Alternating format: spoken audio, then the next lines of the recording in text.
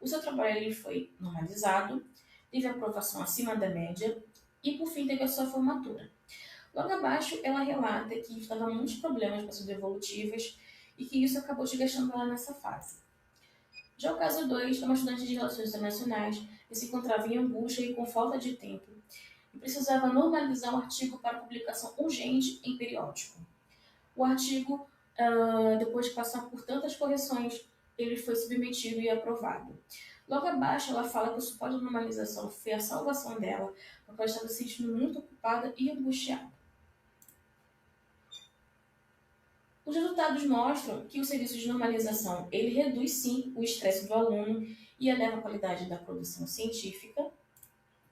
E conclui-se que o empreendedorismo ele valoriza o profissional da informação e fortalece o meio acadêmico. E a normalização é sim uma dor do aluno, mas para nós bibliotecários e empreendedores é a oportunidade de sermos a luz no fim do túnel para muitos alunos. E que é preciso que haja mais pesquisas envolvendo o tema na literatura. Aqui as diferenças utilizadas na pesquisa. Muito obrigada. Agradeço a oportunidade de apresentar a FIEB. E caso alguém queira trocar alguma ideia, conhecer o meu trabalho, é só entrar em contato comigo. Obrigada.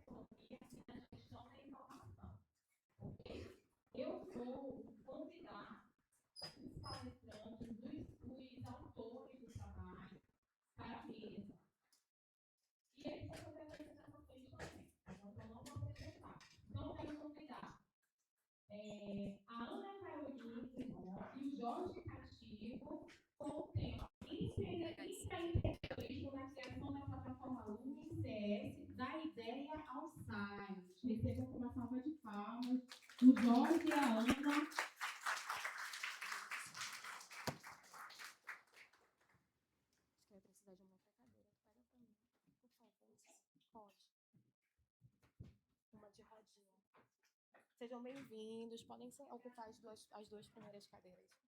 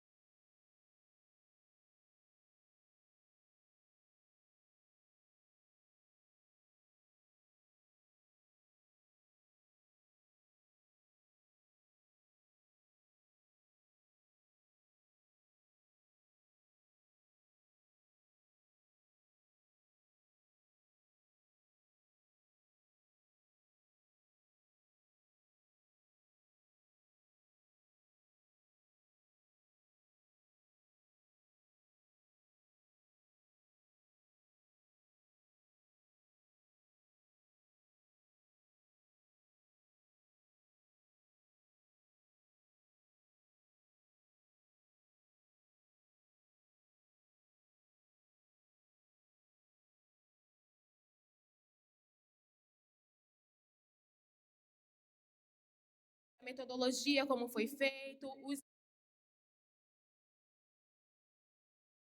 tá bem? 3 no total. Tá bom? E depois a gente vai abrir para os colegas perguntarem. Vamos ter mais um tempinho para contribuições, tá bom? Se der tempo, vocês podem falar um pouco mais, mas 3 minutos inicialmente. Sejam bem-vindos e fiquem à vontade para apresentar o trabalho.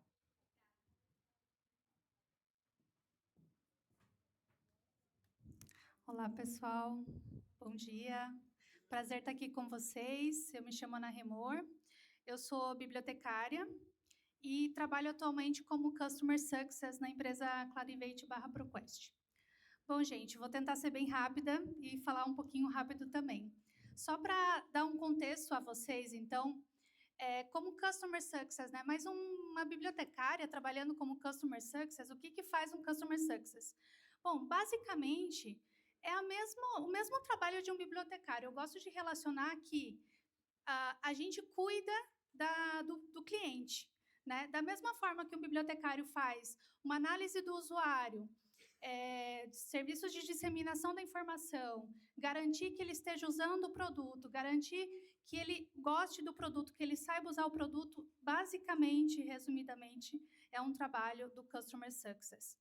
E com isso, pessoal, a gente lida com muitas informações. Hoje eu trabalho com dados de clientes da América Latina toda e preciso apoiar esses bibliotecários, esses gestores, a criar estratégias da utilização dos recursos. Bom, o grande problema era como gerenciar todas essas informações e não só gerenciar, mas coletar essas informações para que eu possa, então, trazer os inputs e criar uma estratégia para esse cliente. E, a partir disso, então, a gente criou uma solução.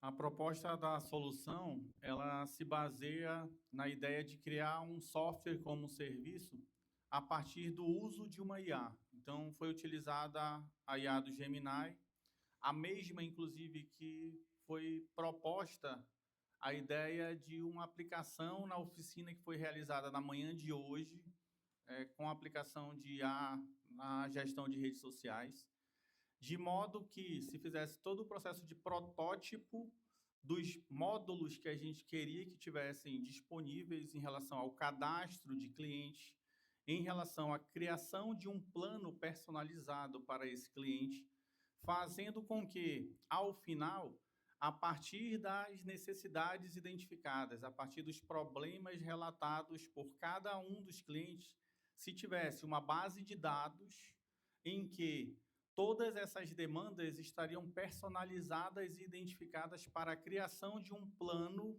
que solucionasse o problema deles. Então, foi utilizada a plataforma do Gemini, como eu já havia dito, por meio da utilização de genes, né, que, usando o chat GPT, seria como se fossem assistentes, porém, você já tem tanto a parte de protótipo e criação da aplicação, que a gente chama de back-end, quanto a criação da interface visual em tempo real. Essa solução foi criada, foi hospedada, e em relação à questão do método, todos os dados que a Ana se referiu em relação a planilhas que antes eram utilizadas de forma manual, passaram a ser integradas num banco de dados, tá? Firebase. E esse banco de dados hoje armazena e tem o controle da gestão de todos os clientes, criando esse plano personalizado, permitindo consulta, edição. E aí, em relação a contribuições futuras, que a gente sabe que com o uso da IA e a necessidade de sempre estar aperfeiçoando o sistema, a gente quer criar um processo de importação em lote dos dados que ela tem de novos clientes. A gente precisa que esse banco de dados também seja alimentado com dados de clientes anteriores que, de forma manual, tá? Isso levava dias antes, e agora é feito em questão de minutos. E a gente pretende, né, hospedar isso e deixar disponível depois. Inicialmente, foi criado um controle de acesso em que se permita ter níveis de usuários, e ela tem o acesso como usuária master desse sistema.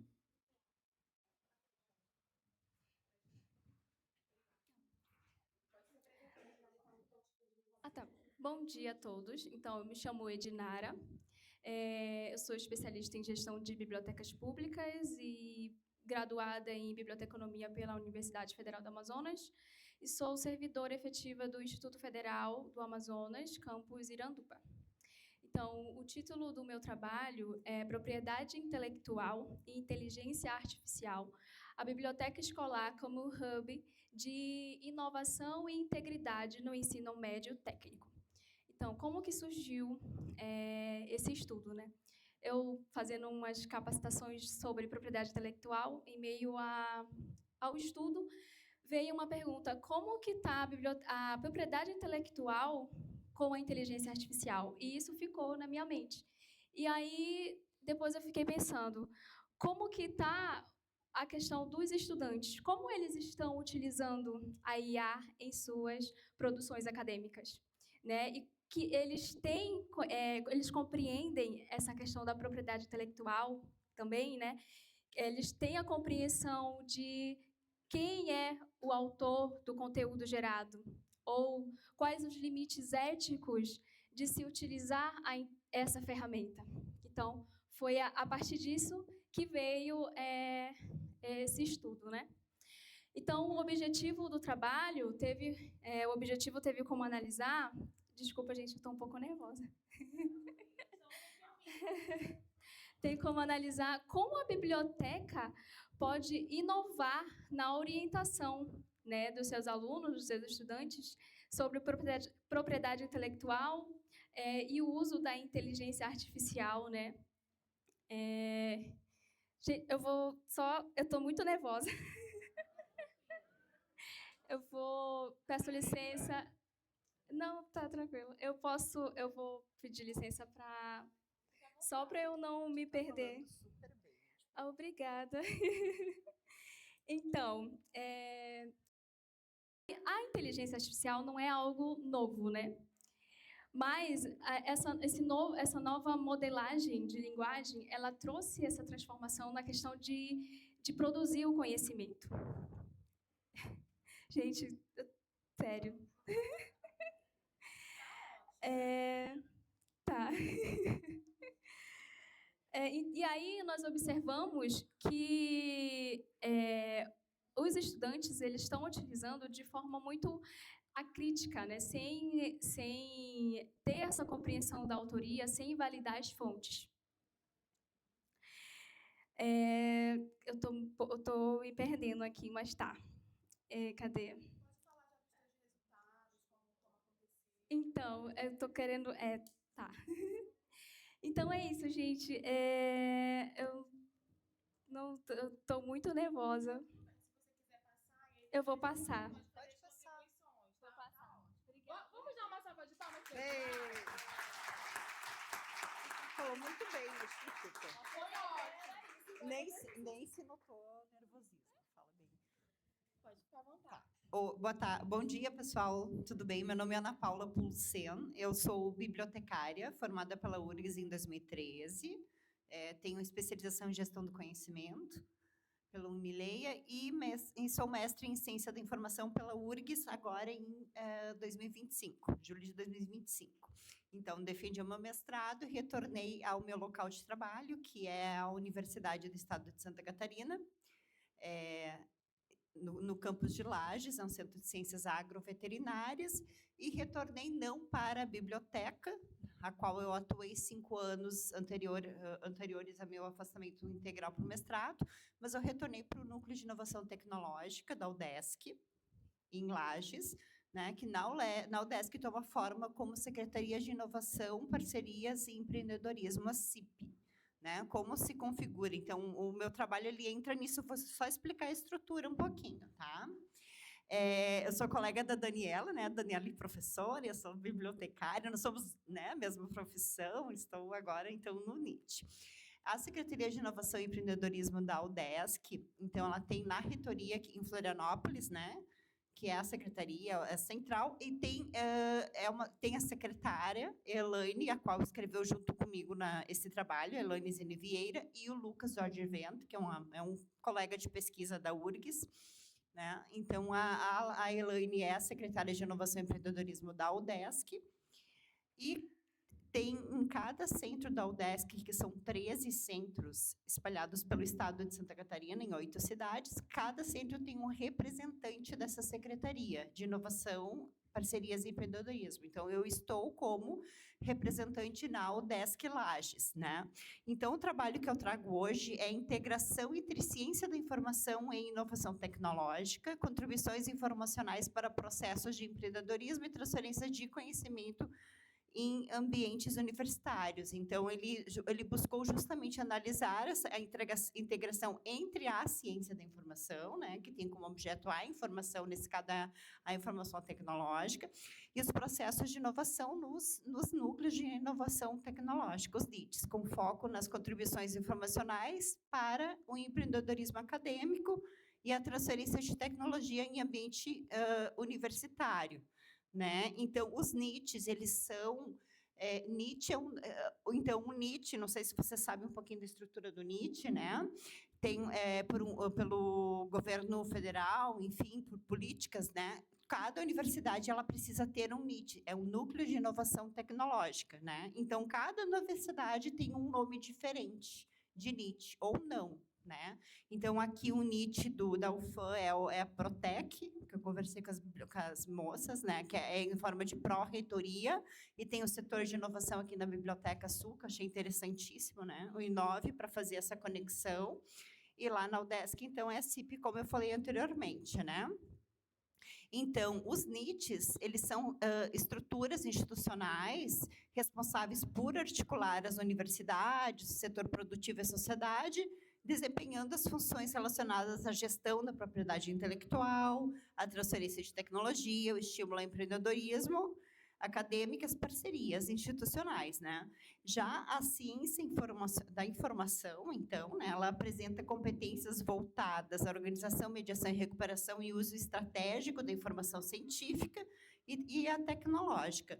E a inserção dos profissionais de biblioteconomia em espaços como o NIT, ele apresenta uma convergência interdisciplinar que é pouco explorada na literatura científica, praticamente inexistente, e em contextos institucionais também. Pelo que eu sei até o momento, eu sou a única bibliotecária atuante integralmente no NIT. Sabia, né? Agora temos a UFAM, né? Que é um desses moldes também. Então, sim, nós precisamos dar visibilidade e mostrar que podemos também atuar em outros locais, né? Então, o trabalho, ele traz essa atuação, né, do profissional bibliotecário nos núcleos de informação, um pouco das atividades que são feitas ali, né? Então, ele busca responder de que forma que essa atuação dos profissionais da ciência da informação nos NITs pode contribuir para qualificar os processos de inovação, né, especialmente no uso estratégico da informação científica e tecnológica, objetivando analisar essa integração de CI, né, com o NIT. Como metodologia, então, foi realizado um estudo de caso de abordagem qualitativa, exploratória e descritiva, com análise no NIT da UDESC Lages, né? Então, a coleta de dados foi por meio de relatórios institucionais, sobre materiais de divulgação, principalmente por uma entrevistas semi-estruturadas que foram realizadas com cada representante de cada NIT da UDESC, para levantar, para compreender como se dá a organização ali do conhecimento, da informação, naquele centro de ensino, quais os desafios, os limites, as possibilidades, as competências, né?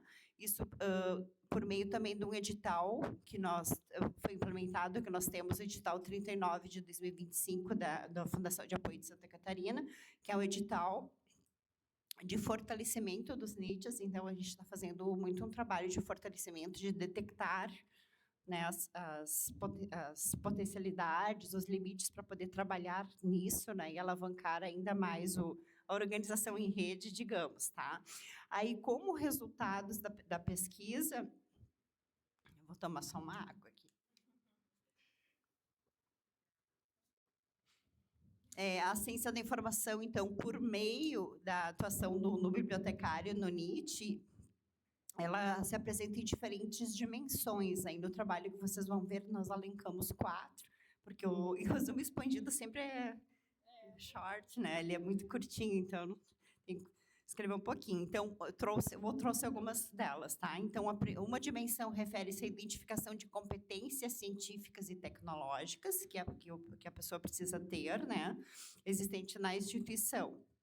Então, identificação de competências científicas e tecnológicas existentes na instituição, utilizando métodos cientométricos, né? Então, daí eu já cito a pesquisa do mestrado, que foi algo que me colocou também no NIT.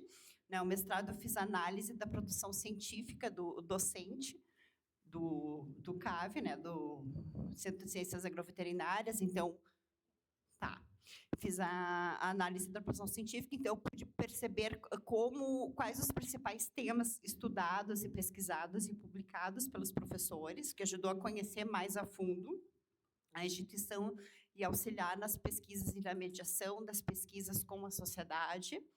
Outra dimensão é a gestão estratégica da informação científica e tecnológica, né? A universidade ela produz um grande volume de dados de pesquisa, relatórios, patentes, publicações. Então, são dados que precisam estar organizados, sejam quais forem os meios, né? Outra dimensão é a inteligência informacional e prospecção tecnológica, no apoio de iniciativas de empreendedorismo acadêmico, permitindo identificar as oportunidades, né, de inovação. Daí cito assim, algumas coisas, por exemplo, daqui a 2 semanas, vou com uma equipe lá da UDESC para Joinville, Santa Catarina, para participar num desafio de inovação. Em junho, vamos para Imbirama com os graduandos, 2 equipes da graduação de cursos para participar de um desafio universitário também, que os alunos vão ter a possibilidade de aprender como empreender, né? Então, para solucionar problemas reais do município, né? Então, são desafios universitários, esses são um pouquinho. Então, apoio às startups, né? O que o pós-graduando, o que o mestrando, o pós-graduando está pesquisando? Nossa, mas essa ideia é inovadora, isso aqui pode ser patenteado, então levar adiante. São vários, nesse sentido, né? De apoio e a mediação e conhecer e estar ligado no que está acontecendo, né? E outra dimensão, já estou terminando, essa última dimensão, é a gestão do conhecimento institucional, que é importante também, né, por meio de sistemas de informação científica e bases de dados de pesquisa, que ampliam a visibilidade do que a instituição possui como um todo. Daí eu trago aqui a vitrine tecnológica da UDESC, que traz o número de laboratórios, de grupos de pesquisa e tantos outros também que podem ser pesquisados. Então, são essas as dimensões, né, os resultados, eles trazem, então, a representação que há uma oportunidade estratégica, então, para o fortalecimento do empreendedorismo universitário por meio dessas atividades todas que são realizadas e precisam ser fomentadas, alimentadas, trabalhadas e desenvolvidas cada vez mais. Isso aí. Obrigada, Ana. Trabalhos excelentes, não é? E para enriquecer mais ainda essa mesa, a gente vai passar, então, agora os 2 vídeos, e depois vocês podem fazer uma pergunta para um deles, tá bom? Porque o nosso tempo está esgotado, tá bem? Então, quem tiver pergunta, já sinaliza que a Lúcia ou a Elisete, elas vão intermediar, tá bom?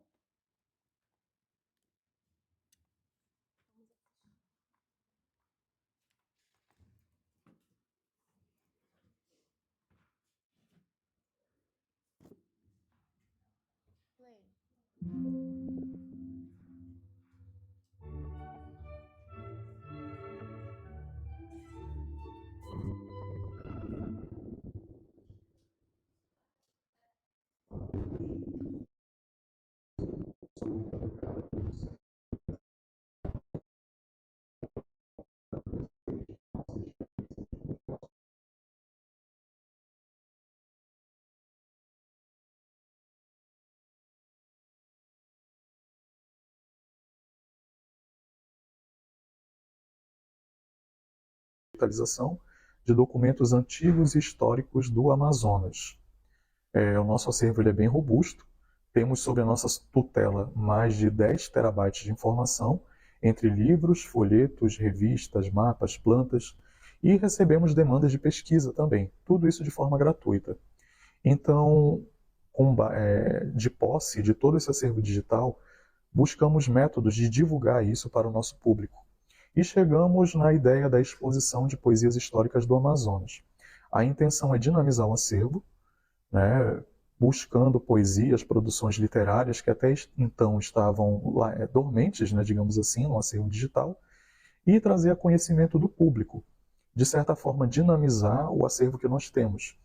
Então, começamos a fazer a curadoria dessas poesias.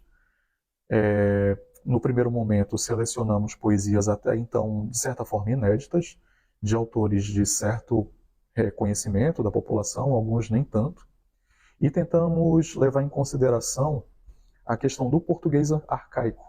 Como são poesias datadas a partir de 1861, o português ele é muito datado em alguns casos. Então tivemos o cuidado de selecionar poesias que sejam entendíveis, digamos assim, pelo público, e que a linguagem também não seja uma linguagem adulta, seja uma linguagem para todos os públicos.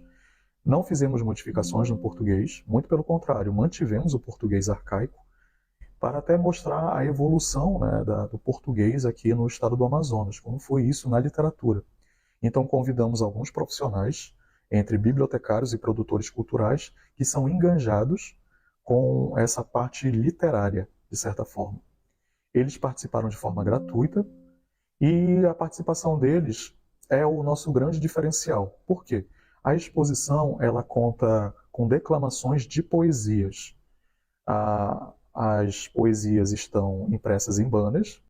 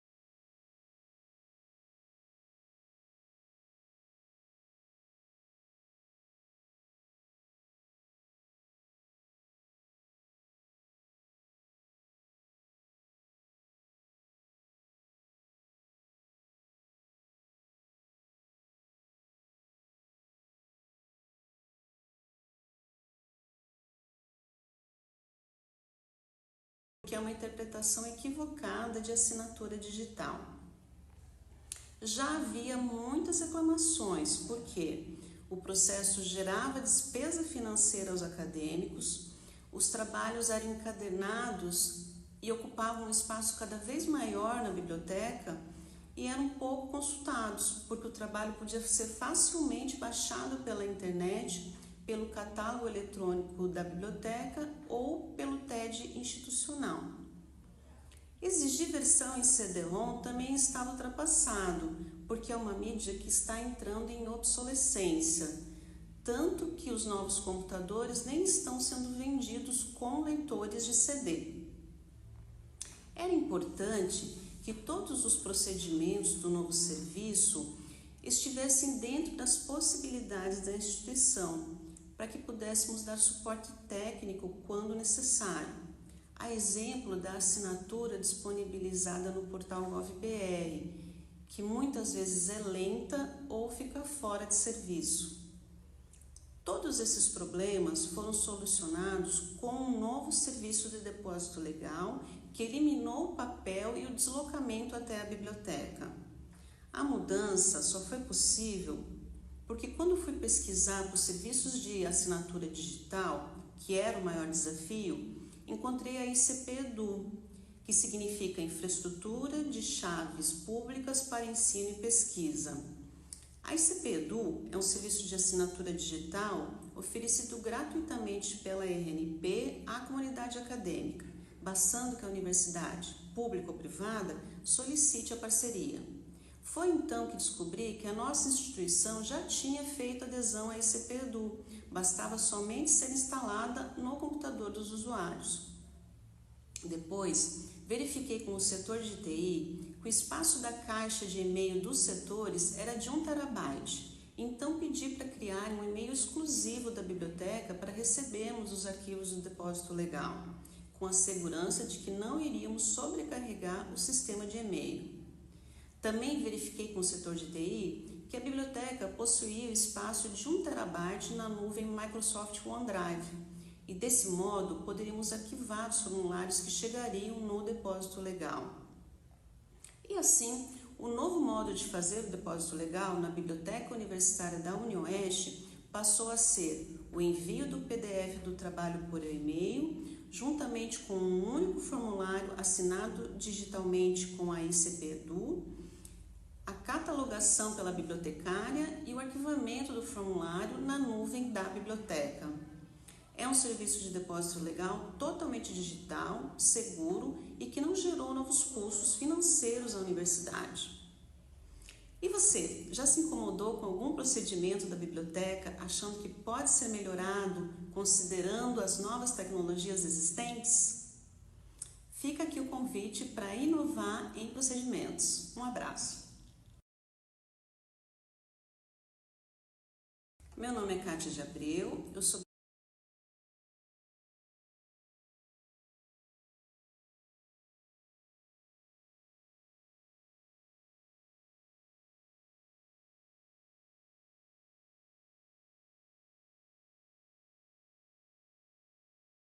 de abrir aqui para vocês fazerem uma pergunta, se houver. Levante sua mão, que alguém vai chegar com você. Ninguém gostaria de fazer nenhuma contribuição, uma pergunta? Aproveitem. Não?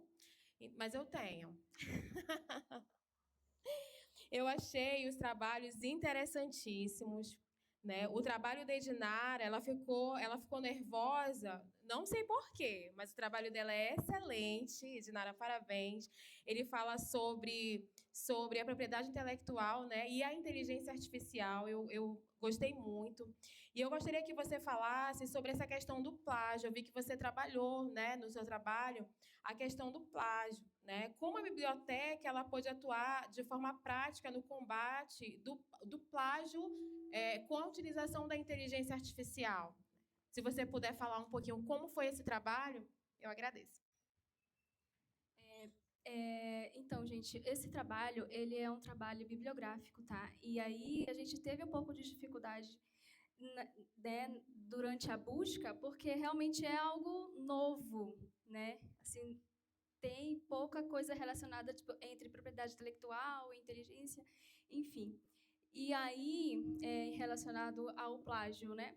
A propriedade intelectual, ela é justamente isso. Ela é o ramo que trata da proteção da criação humana, né? Seja ela o direito do autor, que é os textos, né? Trabalhos acadêmicos, protótipos, e o direito e a propriedade industrial, que são as marcas, patentes, né? Desenhos industriais, entre outros.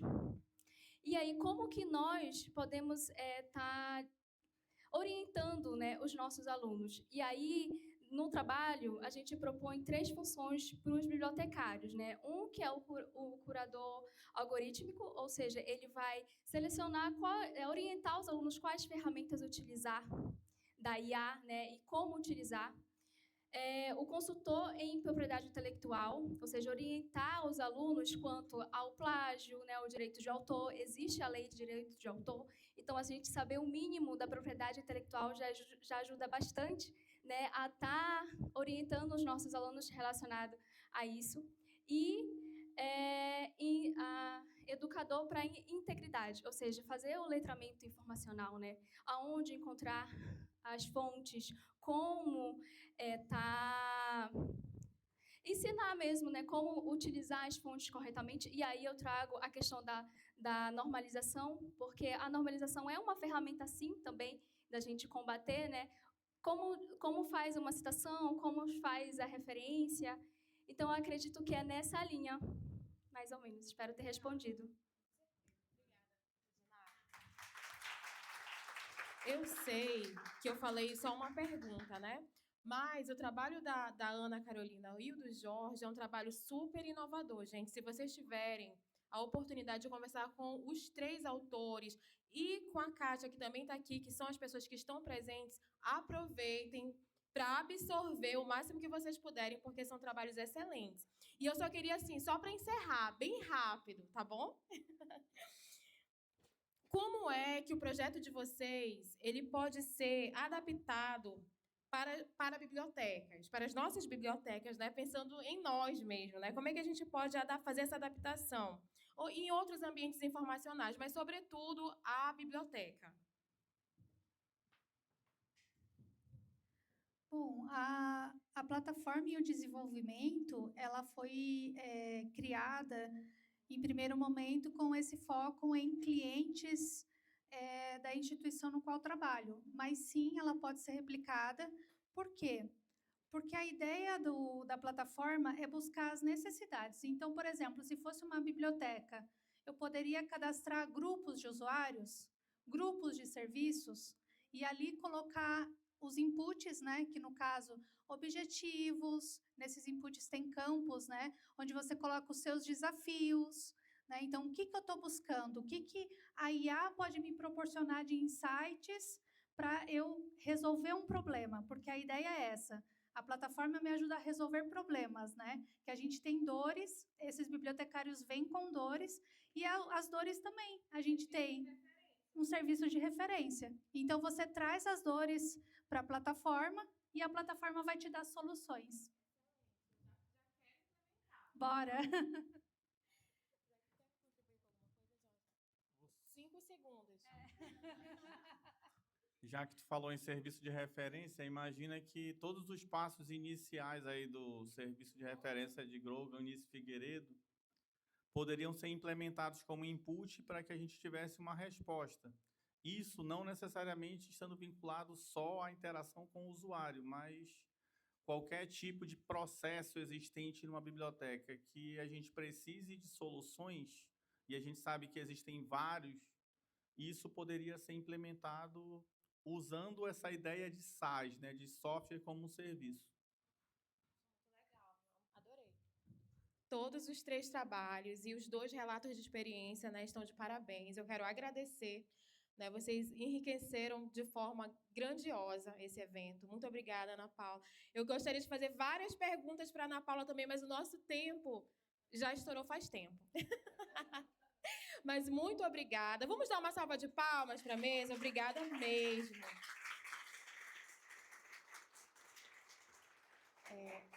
Antes da gente, eu vou convidar vocês para tirar uma foto. Eu quero convidar a Dani também para subir para a gente fotografar. Mas nós gostaríamos de mostrar os anais, tá bom? Já tá pronto? Já pode mostrar? Vamos mostrar como é que ficou. Vocês estão curiosos para saber os trabalhos de vocês publicados? Olha como ficou, gente. Ficou lindo. Como as pessoas vão ter acesso? Já está disponível, já está no ar, tá bom? Então, já podem acessar. Entrem logo, leiam, para vocês já aproveitarem os autores, para vocês perguntarem, fazerem parcerias, serem melhores amigos. Aproveitem, gente. Então, tá aí os anais do FIEB, tá bem? Obrigada. Vamos tirar a nossa fotografia oficial da mesa? Quero convidar a Dani para subir. Embaixo? E a Kátia, claro! E a Kátia também. Vem, Kátia, porque o gelado de experiência, mas ela veio. Pode vir, Kátia. Sim. Aqui ou embaixo? Aqui fica melhor, Rodrigo? Aqui em cima é melhor para tirar? Tá.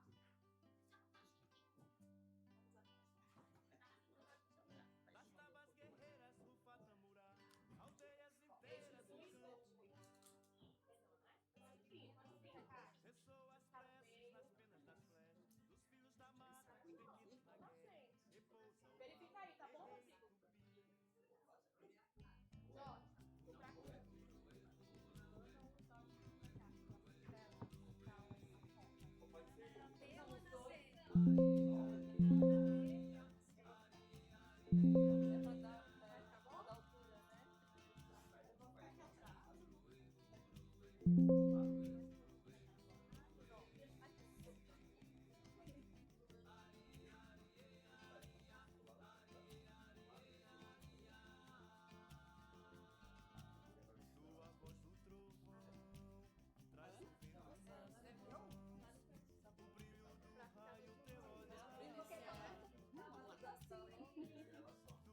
pra cá.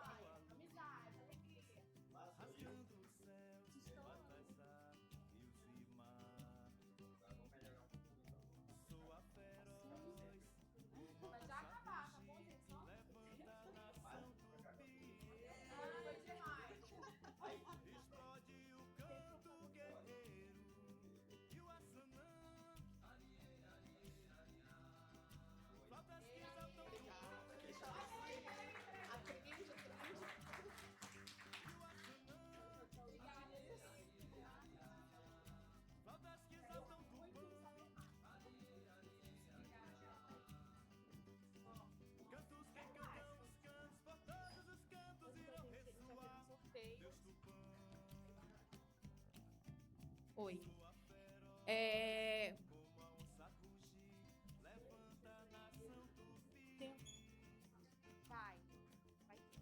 Gente, à tarde nós teremos a visita técnica, certo? Que horas é para nós estarmos... Onde que vai ser o ponto de encontro? Na frente do auditório? Que horas que é para nós estarmos na frente do auditório? 13h30. É 14? Não, 13h30, tá bom? Para tudo dar certo, tudo ser perfeito, tudo ser lindo, 13h30, tá bem? Nós já vamos, já. Calma aí, que ainda tem sorteio. Vocês querem ser agraciados com sorteio? Então, esperem só mais um pouquinho.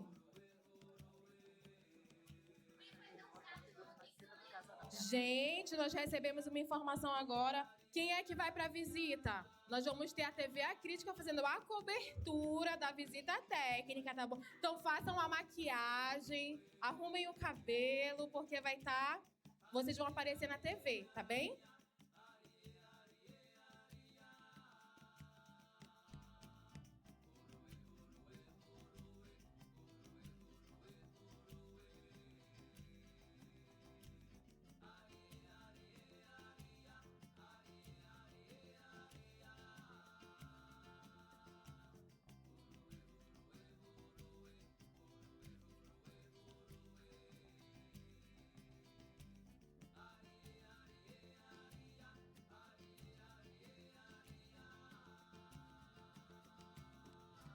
Ou não? Então vamos. Vou ver aqui o que nós temos. A A Lúcia que está organizando a visita, tá bom? Ela pediu, Geise, deixa uns brindes para a gente fazer um sorteio antes da gente sair para a visita. Por quê? Para as pessoas estarem na hora combinada. Então, se você estiver na hora combinada, você pode ganhar outro brinde, tá bom? Olha só, nós temos coisas novas aqui, queridos. Isso é Natura, é? Coisa chique, patrocinado pela Lucimara Forner. Nossa, vamos aplaudir, uma salva de palmas para a Lucimara. Muito obrigada, Lucimara. Você é excelente, amiga. Vamos deixar alguma coisa para fazer o sorteio na hora da visita. Senão o povo não vai chegar na hora e a gente quer que ele chegue. Vocês querem ganhar isso aqui na hora da visita? Sim, porque todo mundo quer essa sacola. Então vai ser essa. Vamos lá. Vamos lá. Já, Camila, preparada? Lá vai, hein? Primeiro tá na ordem, tá bom? Nilma! Cadê minha amiga Nilma? Veio? Cadê? Tá aqui. Venha, Nilma. Venha receber. A Elisete vai fazer a entrega aqui, tá bom? Parabéns, Nilma Maria. Tu sempre ganha também, né, Nilma? Sortuda, Nilma. Vamos fazer aqui. Vamos para o próximo, só pra gente não atrasar. Não, a Vera já ganhou ontem. Quem ganhou ontem? Eu esqueci de falar isso. Quem ganhou não pode mais ganhar. Tá bom? Tem que dar a vez para os coleguinhas.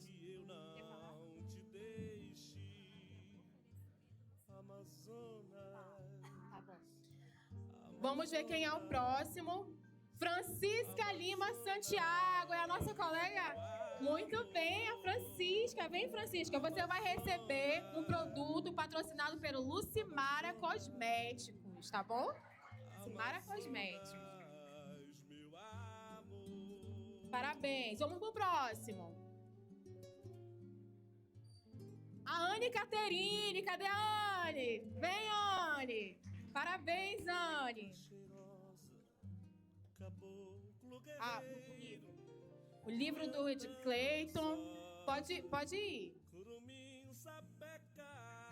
Diego Leonardo. Cadê o colega? Já foi? Puxa vida. Então, que pena, né? Próximo. Rosângela, minha amiga Rosângela. Vem, Rosângela. É de Oliveira Martins, é você mesma. Parabéns, amiga. Vamos pro próximo. Quem tá com fome? Já tô com fome. A Yolanda, cadê a Yolanda? Tá aí a Yolanda? Tá. Vem, Yolanda. Mas vamos sortear aqui essa necessaire. Tá linda essa necessaire. Já foi, Amanda. Tá aí, Amanda? Faltou. Próximo. Geise, o Marco já foi. Ele nem tá aqui. Tá bem. Pra não ter briga. A Maria do Perpétuo Socorro. Não veio só ontem. Ana Paula está aqui. Uma salva de palmas para Ana Paula. Parabéns, Ana Paula. Próximo. Amanda. Já foi, né? Ela que não está. Anne Caroline. Tá aqui a Ana. Ana Caroline. E, por fim, mais um livro do Ed Clayton. A Maria Eduarda. A Madu. Vem, Madu. Da comissão, nos ajudando bastante. Merecido, né, Madu? Nós temos aqui... Não ia colocar, não, mas veio. Ó, é uma mochila. Você quer ganhar uma mochila? Pra você dar pra alguém? Sim ou não? Pode ser? Então vamos. Vamos sortear. A Raquel não está, né? Tá não. Próximo. A Lúcia! Cadê a Lúcia? Vem, Lúcia. Tu quer? Tu tem certeza que você vai querer? É a mochila. É, todo mundo ganhou. Essa foi a que ficou a mais. Olha, é verdade. Então, gente, tá liberado. Tá bom? Se vocês quiserem tirar foto, vamos tirar uma foto! O que vocês acham? Ainda conseguem aguentar aí mais 2 minutos pra gente fotografar? Vamos tirar uma foto, todo mundo junto? Do segundo dia?